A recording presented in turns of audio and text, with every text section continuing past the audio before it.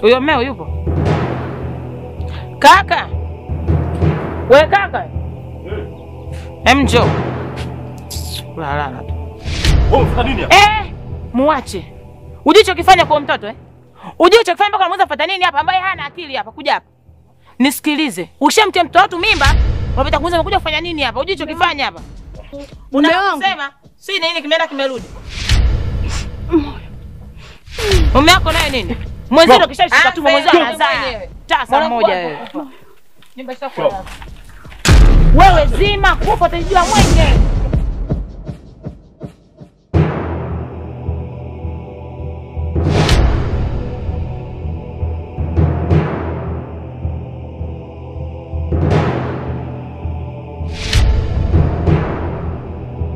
Hebu niache bwana.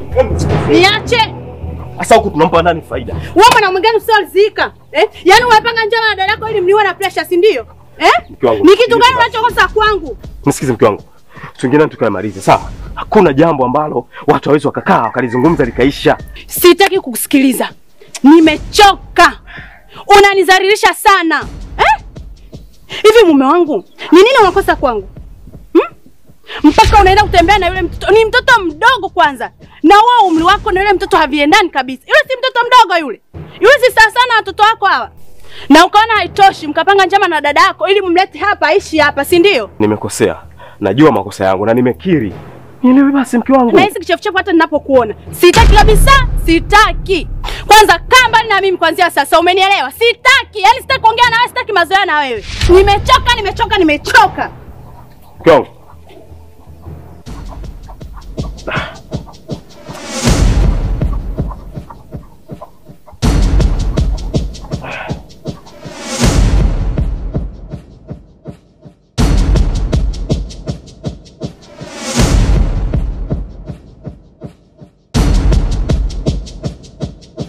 Dada, jaribu kumweleza basi. Maana haniamini hata kidogo. Kila nikijaribu mimi kumweleza haniamini mke wangu. Yaani mimi nimweleze nini? Yaani uko kunisumbua kote kunita mimi kuja kuongea na huyu mwanamke wako. Hivyo una akili timamu wewe? Niongee naye nini huyu mimi? Mimi nije kuongea naye kitu gani huyu? Anaamini kwamba mimi na tulipanga njama. Hata kama tungepanga njama, unamngangania wa nini huyu kaka? Ndio nini mimi unalingangania limwanamke kama ile kazi gani? Mke wangu. Mke wangu. Mwacha aondoke. Sisi tuwe na amani humu ndani. Wa nini unamngangania mwanamke wa hivi? Mangu unaona? Yaani wewe na dada yako leo ndio hili? Hapana mke wangu. Sasa sikia, mimi naondoka. Nachukua kila kitu kilicho changu naondoka. Usiongee sana naondoka. Kaka achana naye wa nini? Ondoka. Unamngangania wa nini yule? Afanye kitu gani hapa Mke wangu anaondoka. Amenenepa tu baba kuzaa yule, mwacha aondoke. Wewe wa nini? Wewe mama ondoka. Wewe njoo. Wewe kaka njoo. Rudi hapa. Anamngangania nini yule mwanamke? Wewe mwacha aondoke huyu, achukue vitu vyake aondoke kwao. Wa kazi gani sasa huyo? Yaani wewe muache aondoke, wa kazi gani unamngangania? Kwanza mimi leo na amani na furaha kama kitu gani hapa nilipo kakangu? Hivi kakangu ana akili, anamngangania mwanamke wa kazi gani? Kazi kwa mwanamke limenenepa tu hapa ndani kuzali zai. Kunenepa tu humu ndani. Aondoke mwenzake aingie, acha kumngangania huyo, wa kazi gani wewe? Kwanza mimi leo na amani, leo nitapika pia. Unajua tu kakangu leo ataishi kwa amani hapa. Liondoke, tusipende mimi lishenzi mwanamke lile mimi. Na naziki. Huyo talaka kaka tumwandikie mfikie huko aliko. Yule. Wakaziga unamngangania huko ndani. Wewe tena kusanya kila kitu kusanya, usiache. Na sufura kuja nao lile pauka liondoka nalo lile. Huyo mwanamke vipi huyo? Na uniachie kidola changu nilichokugeia kile. Kiacha hapo hapo.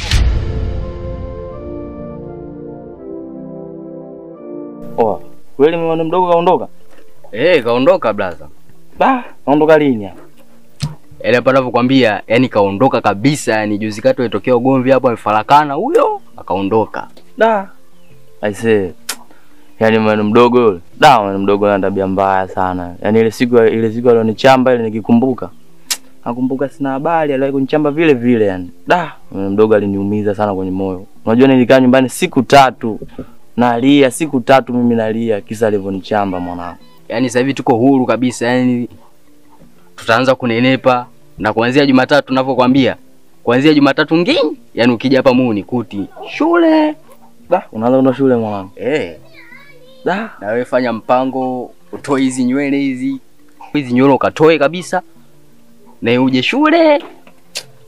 Basi sawa mwanangu. Kama mendo mdogo ameondoka.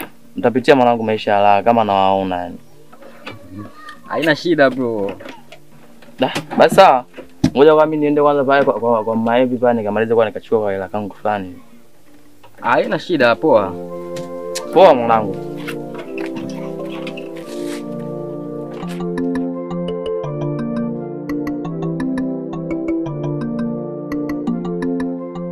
Sasa mimi nimekuja baada dada yako kunipigia simu kunieleza mauchafu yote yanayoendelea hapa.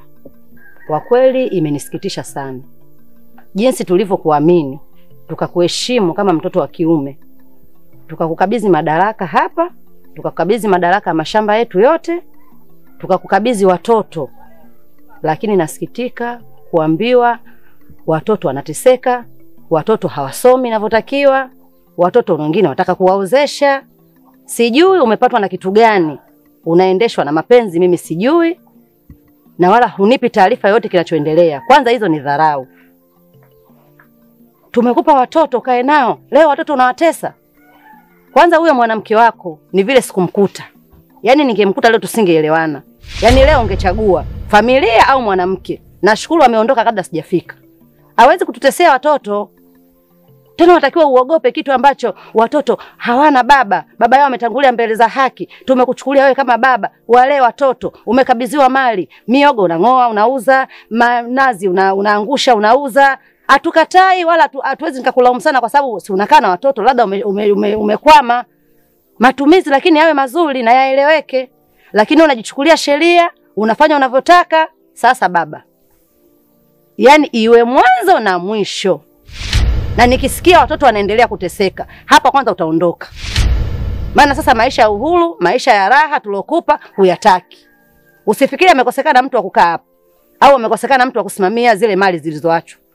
Ila kwa sababu tu nimekuheshimu kama mwanaume, usitaabike wale yakuwa sehemu ipo ya kukaa. Mali zipo unaweza kuzisimamia na huku na mwenyewe ukaendeleza maisha na pamoja na watoto, lakini uhuru umeukataa. Kwanza kabisa wa mdogo, dada yangu, naomba radhi kwa yote yaliyojitokeza, naomba radhi. Nimekosea na haya nimekuja kuyajua kama nimekosea baada ya kukosea. Najua wanadamu sisi kuna wakati tunajisahau. Naomba radhi, nimekosea. Na kuanzia sasa mimi watoto nitawalea vizuri. Nitahakikisha Kibuna anasoma, kakake anasoma na wataishi maisha mazuri. Msinifukuze jamani, sina pa kwenda. Nitaenda wapi? Nitasimamia vizuri mali za marehemu kakaangu.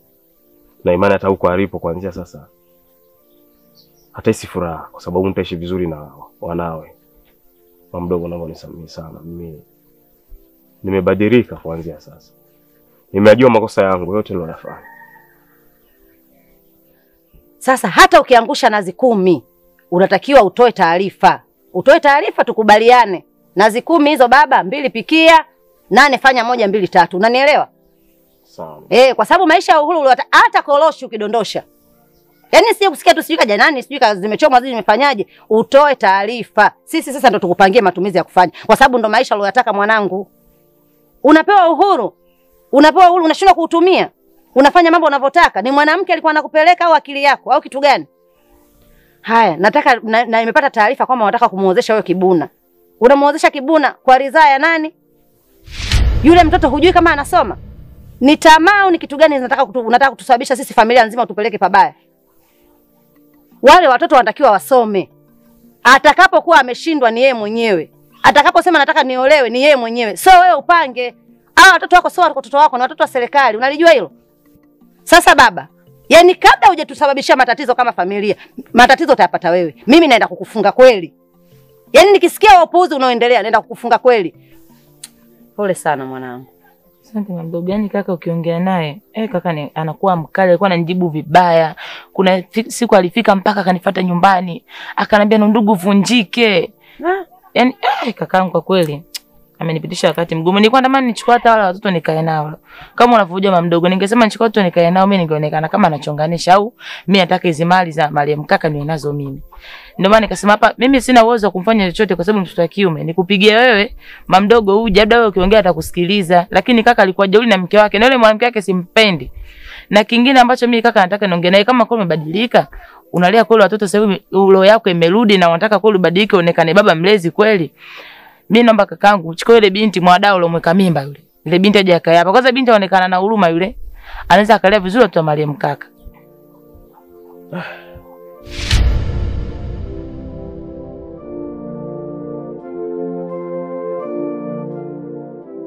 Kwa hiyo mimi ni bibi yenu, nimezaliwa tumbo moja na bibi yenu mzaa baba. Huyo dada yangu tulikuwa tumezaliwa na yeye akafanikiwa kuzaa watoto watatu. Wa kwanza baba yenu, wa pili huyu baba yenu mdogo mnaoishi naye hapa, wa tatu huyu shangazi yenu. Kwa hiyo alitangulia akaniachia watoto niwalee na nikawalea kwa misingi iliyo imara. Mpaka kufikia sasa baba yenu kumchukua na mimi sasa kumkabidhi majukumu baba yenu mdogo. Kwa hiyo nyewe kuna mambo yote atakayotokea madogo madogo siri nyinyi msiwe na wasiwasi. Nitafuteni mimi kwa muda wote. Yaani huyo baba yenu mdogo midevu tu, lakini hana kauli kwangu. Nimemlea mwenyewe mikononi mwangu. Kauli yangu moja tu anaokota makopo. Na ndio maana ananiogopa. Kwa hiyo ameahidi kubadilika na mama Alima naomba uwe sambamba na kaka yako. Mimi nataka tuniwaahidi wanangu, yule kibonge hapa tena harudi. Yaani hapa sisi tuna amani, tuna furaha. Yeye nataka siku mkija nyumbani kwangu hata mmenenepa wanangu. Kwa hapa tumkubali mwadao tu aje hapa akae na nyie. Najua mwadao unamuweza wewe. Mwadao kusumbua yule kibonge yule. Ni jambo la kufurahi jamani. Hiyo kesi ya wewe na ifi yako na kuachia wewe mwenyewe. Atakuja yule binti yule mnampenda yule. Ndio atakuja mtakaa naye. Sawa, kwani na amani. Umemchunguza naye yuko vizuri au yale yale? Sasa mama mdogo mimi yule sinamweza, mimi sinamweka tu hapa. Wanafichaga makucha mwanangu akifika ndani. Yule kibonge yule mdogo alikuwa ananishinda. Ila huyu namweka hapa. Au wenyewe nampiga. Kibunda yule mpige. Hebu twendeni bwana, twendeni ndani. Sasa